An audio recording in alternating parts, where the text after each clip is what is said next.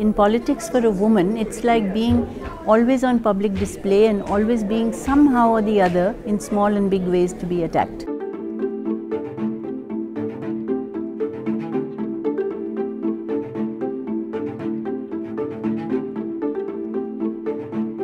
There are many along the way. I think if somebody reads it, they'll find that there are very little ones, sometimes nameless, sometimes big ones who have been publicly known to conduct sting operations.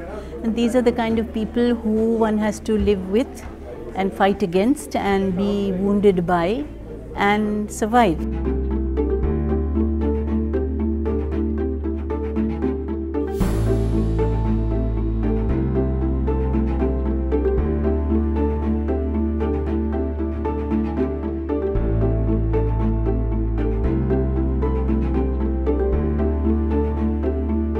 I believe that unless it is regulated with proper systems in place, it should not be allowed. I think we have fumbled for 16 years now and still not come to any proper formulation of what should be done.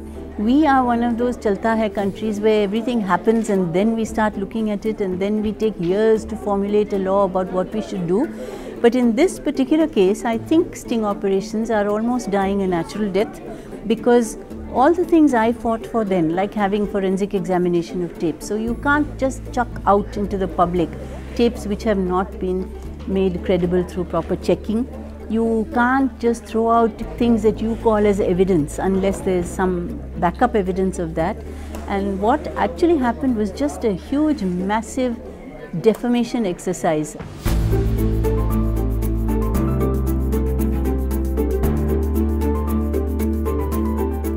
I think that is his public personality. Even about George Saab, that's the same thing. He would fire up people and talk for 1.5, 2, 3 hours in public to thousands of people and engage with each one of them and say what they could understand. But quiet, personally, in his room, you couldn't get a conversation out of him that was light-hearted. It is part of him as a politician that he will weigh his best interest. It's not always the party's best interest. Now, if it was in the party's best interest here, I think perhaps he could have gone about it better and explained himself better. He shouldn't have had some of his colleagues fall out and then now fight him, because that weakens him. And the way he went out of it also, everyone in Bihar was not happy. So at each stage, by keeping his cards too close to his chest, which is not wise in politics, in democratic politics, both within the party and outside, I think he kind of loses trust.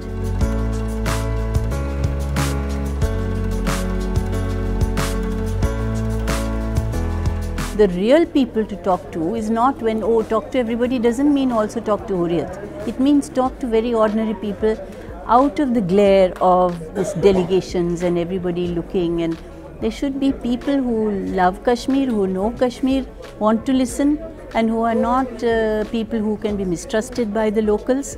And you don't just go to the trouble spots, you go to where there's no trouble, because those are the people you want on your side.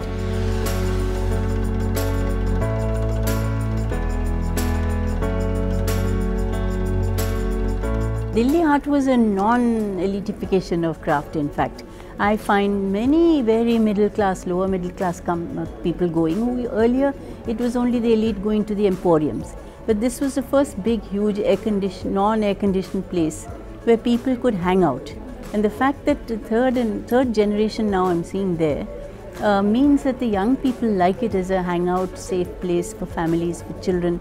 And far more people come than ever used to go to handicraft exhibitions or to emporiums.